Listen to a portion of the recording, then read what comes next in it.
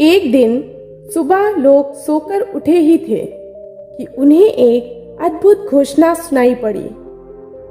ऐसी घोषणा इसके पहले कभी भी नहीं सुनी गई थी, किंतु वो अभूतपूर्व घोषणा कहां से आ रही है, ये समझ में नहीं आता था।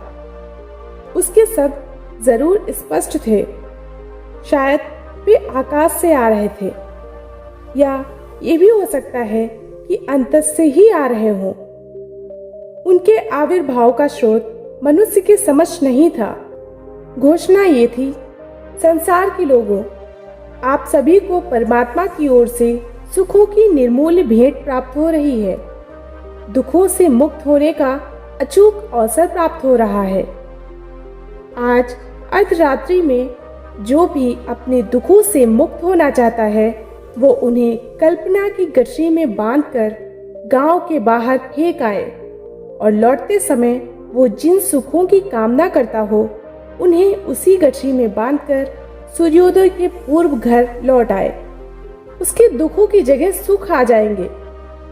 जो इस अवसर से चूकेगा वो सदा के लिए ही चूक जाएगा। ये एक रात्रि के लिए पृथ्वी पर कल्प वृक्ष का अवतरण है। विश्वास करो और फल लो। विश्वास फलदायी है। सूर्यास्त तक उस दिन ये घोषणा बार बार दोहराई गई थी। जैसे जैसे रात्रि करीब आने लगी, अविश्वासी भी विश्वासी होने लगे। कौन ऐसा मूढ़ था जो इस अवसर से चूकता? फिर कौन ऐसा था जो दुखी नहीं था? और कौन ऐसा था जिसे सुखों की कामना न थी? सभी अपने दुखों की गठरियां बांधने में लग गए। सभी को एक ही चिंता थी कि कहीं कोई दुख बांधने से छूट न जाए।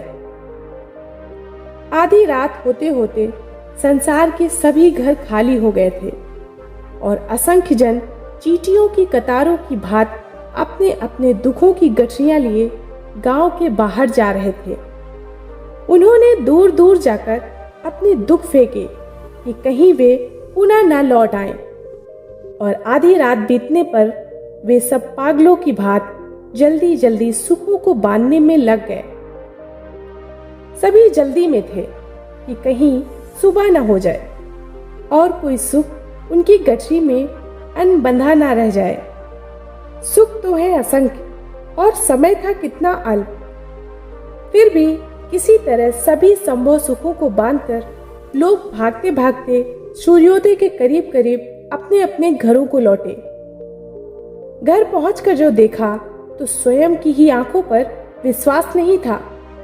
झोपड़ों की जगह गगनचुंबी महल खड़े थे। सब कुछ स्वर्णिम हो गया था। सुखों की वर्षा हो रही थी। जिसने जो चाहा था वही उसे मिल गया था। ये तो आश्चर्य था ही, लेकिन एक और महा आश्चर्य था। ये सब पाकर भी लोगों के चेहरों पर कोई आनंद नहीं था। पड़ोसियों का सुख सभी को दुख दे रहा था। पुराने दुख चले गए थे, लेकिन उनकी जगह बिल्कुल ही अभिनव दुख और चिंताएं साथ में आ गई थीं। दुख बदल गए थे, लेकिन चित्त अब भी वही थे और इसलिए दुखी थे। संसार नया हो गया था, लेकिन व्यक्ति तो वही थे और इसलिए वस्तुतः सब कुछ वही था। एक व्यक्ति जरूर ऐसा था जिसने दुख छोड़ने और सुख पाने के आमंत्रण को नहीं माना था। वो एक नंगा वृद्ध फकीर था। उसके पास तो अभाव ही अभाव थे और उसकी नासमझी पर दया खाकर सभी ने उसे चलने को बहुत समझाया था। जब सम्राट भी स्वयं जा रहे थे तो उस दरिद्र को तो जाना ही था, लेकिन उसने हंसते हुए कहा था, जो बाहर है वो आनंद नहीं है और जो भीतर है उसे खोजने कहाँ जाऊं? मैंने तो सब खोज छोड़कर ही उसे पा लिया है। लोग उसकी ये बातें सुनकर उसके पागलपन पर हंसे थे और दुखी भी हुए थे। उन्होंने उसे बेवकूफ ही समझा था। और जब उनके झोपड़े महल हो गए थे और मणिमाणिक के कंकड़ पत्थरों की भांति उनके घरों के सामने पड़े थे, तब उन्होंने फिर उस फकीर को कहा था, क्या अब भी अपनी भूल समझ में नहीं आई? इस पर फकीर हंसा था और बोला था, मैं भी यही प्रश्न आप लोगों से पूछने की सोच रहा था।